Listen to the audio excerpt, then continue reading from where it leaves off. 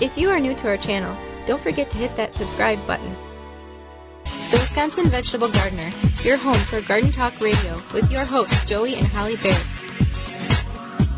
The IV Organics 3-in-1 Plant Guard Hotline and bring in our next guest. Stacy Murphy helps beginner growers cultivate successful vegetable and herb gardens right at home, no matter how little space or time they have. Stacy, welcome to the program. What inspires you to grow food for your community? Thanks so much for hosting me here. Well, absolutely. Yeah. I think, like a lot of people out there, two things really came up for me when I wanted to reconnect with nature. You know, I had a 9-to-5 job sitting at a desk, and the only thing that made me feel alive was fresh food at the farmer's market. And also what was going on for me was I felt really disconnected from my neighborhood. And I was spending all my time at work, and I didn't know any of my neighbors. And so I realized that at the farmer's market, I remembered my childhood of growing up around food and how far I had come from that. And so I really just wanted to put my hands in the earth again. And it was a way to connect with my community because there wasn't a lot of fresh food in my neighborhood. Well, yeah, it's kind of like a food desert. And then you created this new website, growyourownvegetables.org, kind of in combination with all of this, bringing the food back to the community. Yeah, and so the idea is to get as many people growing food as possible because really there is this homegrown revolution that's happening around the world where people are realizing the importance of fresh food. And, so thank you to all the people who are out there who are feeding their communities. And it's not that hard, and it doesn't take that much space. And so the idea was to, once I started doing it, and I started finding success and making it easy, I was like, we got to get everybody doing it, right? So that's when we started posting online classes, and people have been tuning in all around the world for this homegrown revolution. Well, and you bring up your online classes. How big is the homegrown revolution? You kind of touched on a little bit with that. Yeah. Obviously the homegrown revolution is much bigger than I am or even my network is because there's so many people around the world doing it. My online classes, we've got tens of thousands of people who tune in online for events and classes.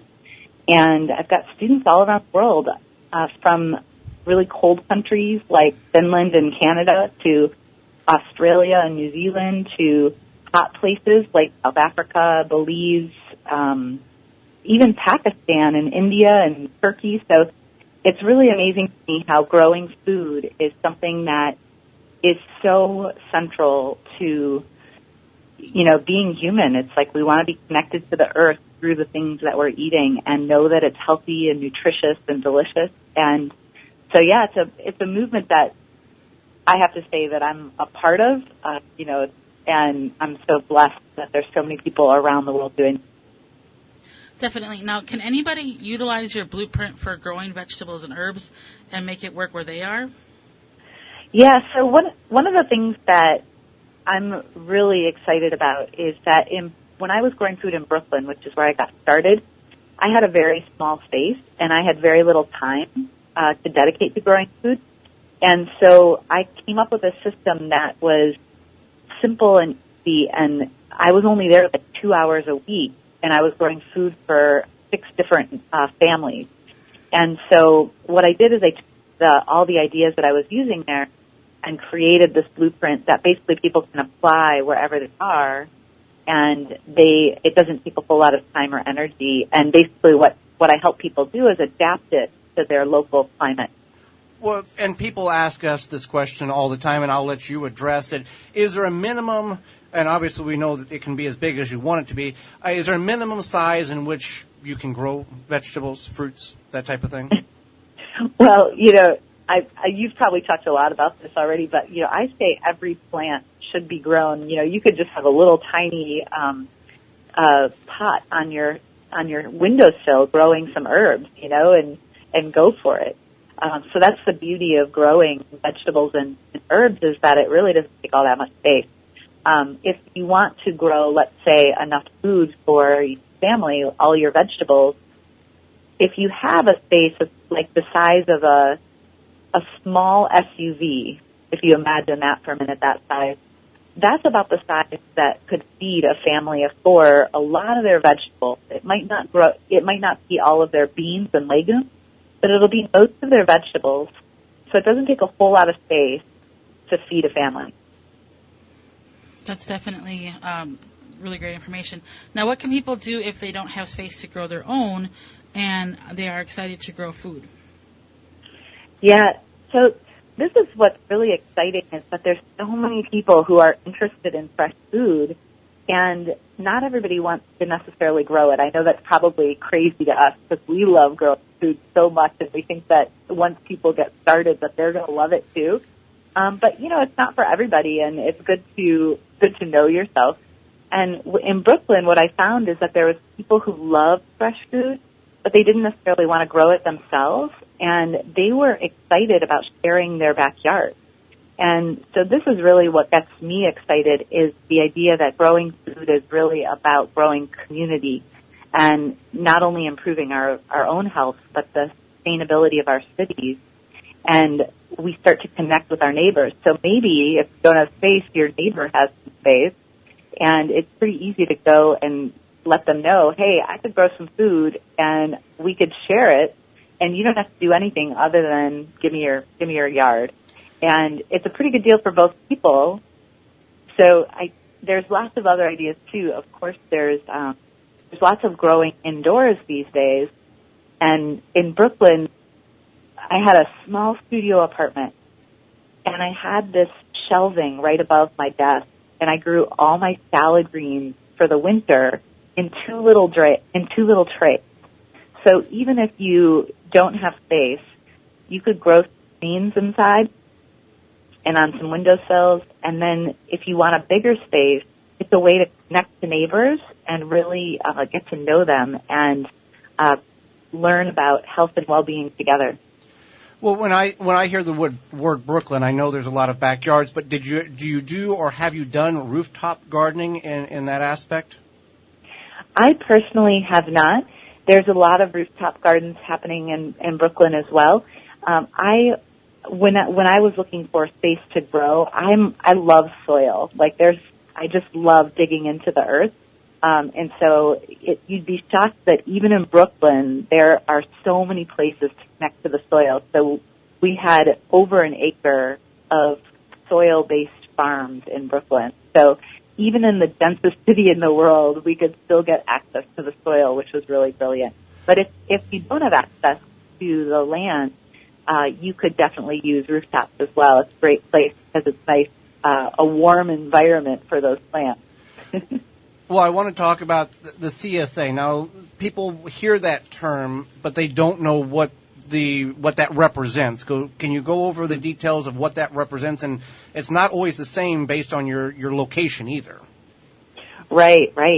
Yeah, so community-supported agriculture is what CSA means. And, you know, it's a term that farmers started as a way to help the community invest in their business. And take on, and originally the idea was that farmers, as they're growing food for their communities, they're taking on a lot of risk up front. They're paying for everything, and anything could happen. Nature, you know, a tornado comes through, a hurricane comes through.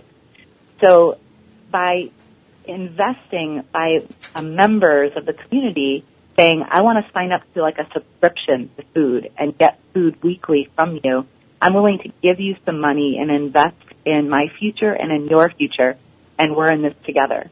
And over time, that term has shifted a little bit, and usually now, it used to be that if the farmer had a problem with the crop, that the people who had purchased the CSA took that risk with them, and they might not get food. But these days, it doesn't necessarily mean that. So the idea is really to share the wealth of the farm and basically subscribe to a membership to receive food week. Yeah, absolutely. Where can people find out more about the Grow Your Own Vegetable movement and the information about you? Awesome. Yeah, so there's a couple ways. So growyourownvegetables.org is our website, and if there's an ebook there to sign up for that's called Double Your Harvest in Half the Space. So if you're getting started and you want to know if your space is going to grow a lot of food or not, that's a really great resource. So that's at growyourownvegetables.org. And then I've got a YouTube channel as well, and if you search for basil, what's the name of that video? It's called How to Maximize Your Basil Harvest, 3 Mistakes to Avoid. That's one of my biggest YouTube videos that people really love, and so you can search for that, and that's another way to connect with me as well. Right, and your YouTube channel is just full of information. You're very articulate, you're very descriptive, and you show what you're doing to maximize the space in which you have, whether you or individuals have, to at least produce something. And people are amazed at what little space is required to grow sometimes an abundance of produce. Yeah, it's just incredible. Well, Stacy, yeah, go ahead. I was just going to say, I just highly recommend that people just grow a couple things and get that connection. It really doesn't take that much space or time. And it's a very therapeutical activity to do. Yeah, completely. Well, Stacy, we greatly appreciate you taking time out of your obviously very busy day to join Holly, myself, and all of our listeners on the program to share some of your garden wisdom with all of us. Yeah, my pleasure. Thank you guys for doing what you're doing. It's so important to get the word out and get everybody out there growing food. Well, thank you. Absolutely. Thank you for checking out the Wisconsin Vegetable Gardener radio show. For more, go to the WisconsinVegetableGardener.com for full-length in-studio video and podcast replay of Season 1. Season 2 underway and added weekly. Tweet us at TWVG Show or hashtag TWVG to be part of the program.